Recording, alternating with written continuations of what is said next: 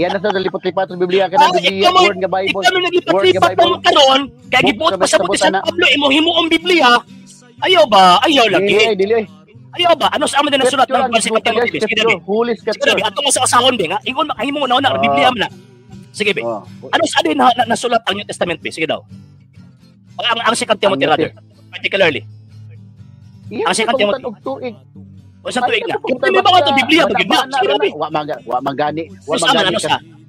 Ano sa? Mga bana-bana lang eh. Mga ano sa mga bana-bana? Ano sa bana-bana? Mga 100, ako na ba sa ano? Mga 100. Nakalang kapatay na San Pablo, ano? Namatay San Pablo, 67, pataka, nagyung ka ba? Ikaw, pamana gina. Ang pagsulat ko eh. Ang pagsulat. Pataka, kisulat na buhay pa San Pablo, kay San Pablo nagsulat, anak, pataka lang ka. Amo lagi. Lagi ingon, falsus unos, falsus in omnibus. Sayop na rin, kagkao sa sayop na natanan. Mandi ni Pablo ang iya sa nang ipasabot, ang pagsulat ni Pablo. Pataka lang ka. Klaro imong question. Nagsulat ang 2 Timothy San Pablo. Yung pagkauman nagsulat 100. Ako na question. Wa man. Pataka lang ka dai. Imong question na. Ano gisulatan ni Pablo Timoteo. Nag-refer man ko sa pagkuan sa Biblia, pagka-kumpleto sa New Testament. Ako pangutana ayo ko.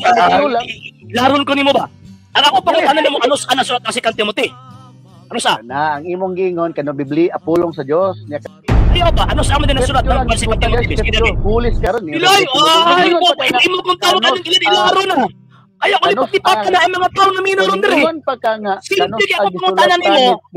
Ano sulat ang 2 Timothy? Ayaw sa ang yawa ra bay mangingilad. Tayo na po niya. Ayaw ba? Ano sa amin din nasulat ng Pansi Timothy? Naka-record ba yata? Di wala na usab. Ang akong gipangutanan nimo unsang tuig ka nasulat ng 2 Timothy. Ganina ang primero nimo, ikaduha naman na nimo. Ang ganina. Ayaw ba? Ano sa amin din nasulat ng Pansi Timothy? Dili.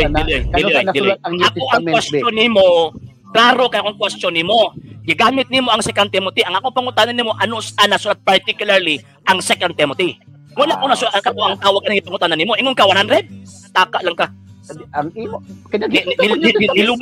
nilubag lang ka kay kabalo ka nga sayop ka. Nagisgot sa New Testament ang pagkumpleto sa New Testament. Ako nang ngutana sa pagkumpleto, ako pangutana sa 2 Timothy kanang imong gibasihan. Sa ikaduha lagi nimo pagtuis na nimo sa Ayaw ba? Ano sa amin din nasulat ng Pansi Timothy? Dili, wala akong first question nimo. Ayaw. Ang demonyo rin ni. Balik na ta sa isa. Kukurong ta ka. Hindi ang tawag ining argumento.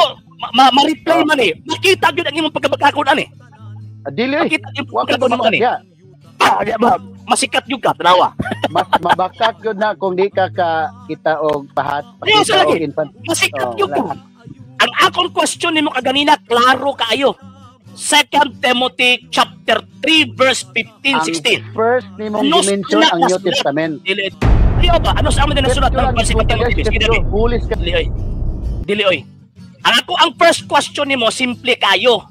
Mabuti ko particularly akong giingon. Pag ikaduha particularly na. Dili ikaduha. Pao na primero.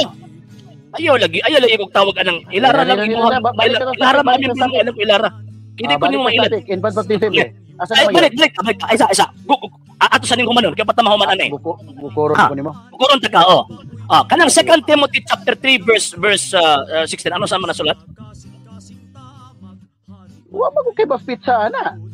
Ikaw kay balda ka specific na date. Ano sa buwan na. Amo di pasabot conclusion nimo nga refer na sa Biblia wa puti karo. Kana laging gibasa nimo part na siya sa pulong sa Dios. Ako man nag part sa pulong sa Dios. Di ba akong question nimo kanina kung waka nakalimot? Unsa sa mabasa sa Biblia ka?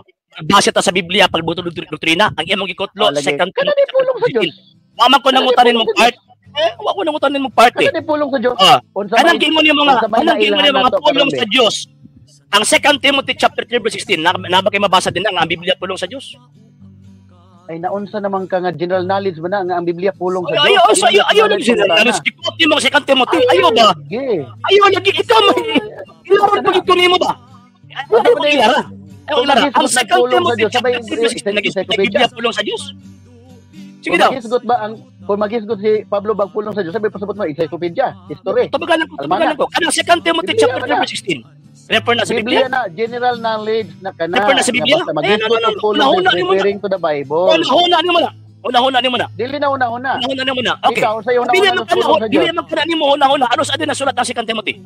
Kaya marami ang Biblia na. Mangutanan sa pizza. O, so buti pasabot ang kabalo. So, ang imong conclusion ulit, klaro. Ingon gani ka, Brad. Ingon gani ka kabalo kas pizza, dapat kabalo kas adlaw, oras, tubig. Mao na. Kompleto. Ang ingon nimo, ayaw pag biniltol to. Ayaw, dili na na. Ingon lang ka nga kabalo ka kay, dili na na. Masakpan ka yun. Ang pulong sa Diyos, general knowledge na, Bible na siya. Anong gingon nimo general knowledge? Kisa sulti nimo, ana? Naaba na yung mabasa sa Biblia? General knowledge na gani na siya. Extra biblical na. Pagpulong sa Diyos. Ingon mo kanina, basta pulong, basta doktrina, di pa pwede mo isgot. Extra biblical. Paminaw. Ingon mo kanina, basta gitawag o doktrina, di pa pwede mo isgot og extra biblical. Basta doktrina. Ang takataro mabasa. Unsang sita sa Biblia, kapitulo, bersikulo, na kanang giingon nga gitawag og balaan kasulatan sa 2 Timothy chapter 3:16. Refer na dito sa Biblia. Sige, Libe. Mao lagi, refer lagi na siya kay ang atong nanahan karon unsang sitos ayo lagi pulong sa Dios Biblia na siya ayo lagi opinion ni mo na ayo kanang 2 Timoteo 3:6 mao nang bersikulo opinion ni mo na kasi na ingon ng mga Biblia na kasi ingon ng mga Biblia na mao lagi dili na kinahanglan ikaw sa Biblia na diha ay sana ba walay mo ba sa Biblia na ayo sa lagi ayo simo na mao lagi og dili ka motuo ana unsa day imong pulong sa Dios. Ayaw ba? Imuha pa ng problema ron eh. Ano ikaw nagtutluan na eh. No, ikaw nagtutluan na eh. Ikaw nagtutluan na. Siguro imo nang tradisyon. Ay, no. Ikaw nagtutluan na. Ang 2 Timothy chapter 3:16 Biblia na. Pulong sa Diyos. Makakulaw na para sa mga scholar sa Civil Defense. Pulong sa Diyos. Kisa nagsugot-sutin ng mga kanang kasulatan na pulong sa Diyos.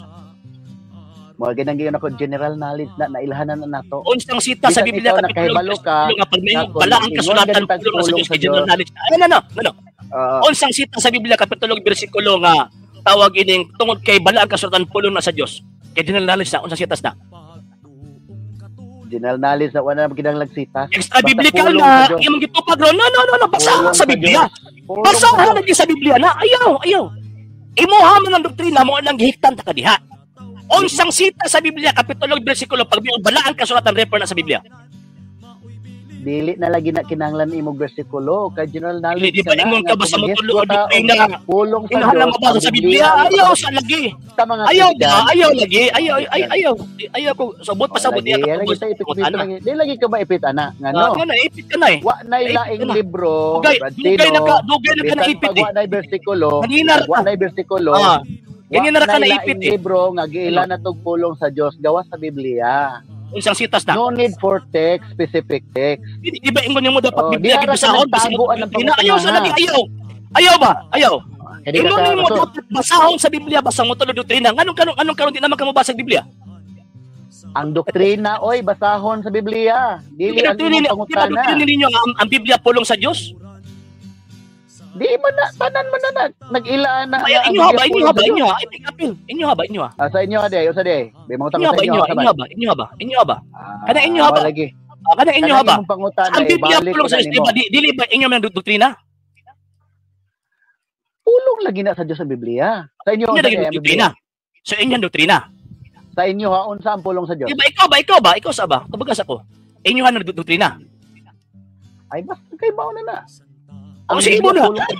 Doktrina man nagdili. Doktrina man nagdili. Unsang sitas kay so wala pa nimo kanina basta doktrina basahon gyud sa Biblia. Unsang sita sa Biblia kapitulo bersikulo ang Biblia pulong sa Dios sitas. No need gani ang bersikulo kay general knowledge. So buti pasabot. Ikaw rin gubak karon sa imong baruganan. Sa hindi pa po nakapag-follow sa mga pages po natin, i-follow nyo po yung mga pages po natin, RJ Horolenciano II, TV Apolia Punto Argumento page, Kuya Apologies TV page, and RJ's Vlog 2022. And pwede rin po kayo mag-send po dyan ng Facebook stars. And also, sa ating po mga channels, sa hindi po nakapag-subscribe, i-subscribe po ninyo yung mga channels natin, The Lay Catholic, Apologies International Official, RJ Sanado II TV, Kuya Apologist TV, and Barrio Kawayan Religious Forum.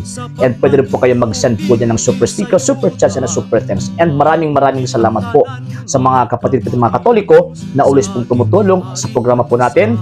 Maraming salamat po. Nang dahil po sa tulong at suporta po ninyo, ang programa pong ito until now andito pa rin po sa social media. And until now din po, nangangailangan pa rin po tayo sa tulong at suporta po ninyo dahil wala po kami magagawa rito mga sir, mga ma'am, kung wala po yung tulong at suporta po ninyo. Sa gusto pong tumulong, sa gusto pong sumuporta, pwede po ninyong ipadala ang tulong at suporta po ninyo sa pamamagitan po ng ating mga account numbers dyan po sa ating pong screen. And pwede nyo po kaming i-message sa ating pong page kung via remittance po yung papadala po ninyo. Maraming salamat po in advance.